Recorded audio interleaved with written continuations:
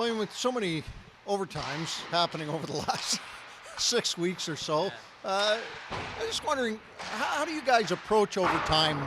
You know, as is it set, the three of you, that, or is it more like pond hockey out there? I think it's more like pond hockey, but like you said, we've been pretty used to it since the beginning of the season. We had some struggles last year with extra time and stuff like that, so that's an area that we want to clean up this year. So we got a lot of rep early on in the season, so hopefully we can finish the game a little bit earlier.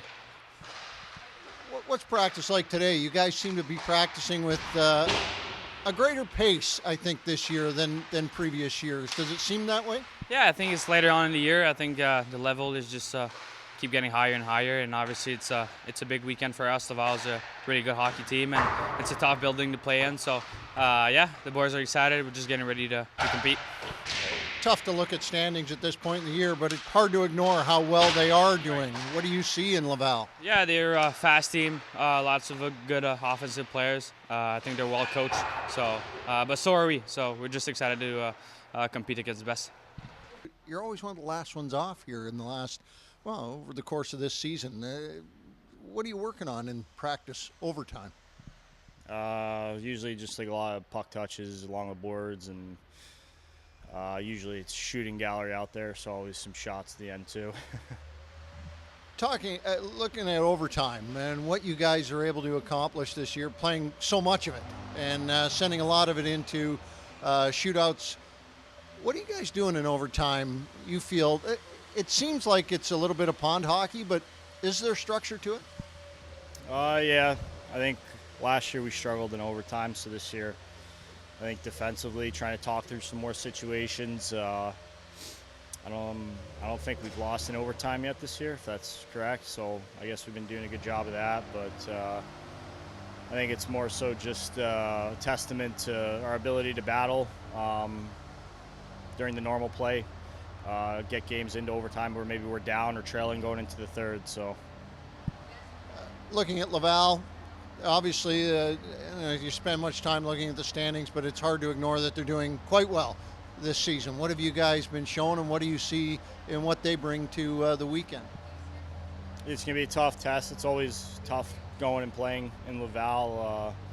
Always a fun atmosphere, though, so it's not a hard game to get up for.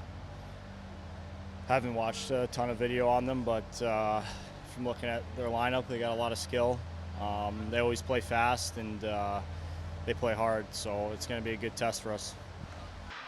John, with so much overtime that you guys have played over the last month and a half, what's the approach in overtime for you as far as setting up who plays with whom and then how you get after it? Well, we're more concerned about how we played. I thought our last few 3-on-3s, we won a couple of them. We haven't gotten scored on, and we've lost in the shootout. So we have a little bit more of a plan as far as how we want to approach the 3-on-3.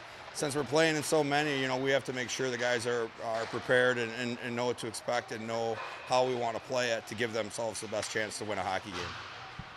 You just see that sometimes it seems like there's a setup to it, but also seems, I think, to fans like it's just super free-flowing out there, like it's street hockey. Well, at the end of the day, you have to create some 2-on-1 somewhere by picking and rolling, but it is, they like to see that open style hockey.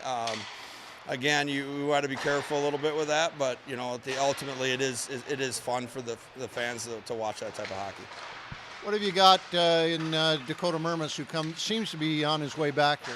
Well, he's one of those other guys that fits in that same category as Benning.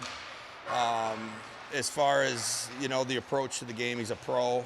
He's played at all levels. He understands what it takes to be a good pro, and just his preparation and how he approaches every game is contagious when he's on a hockey team.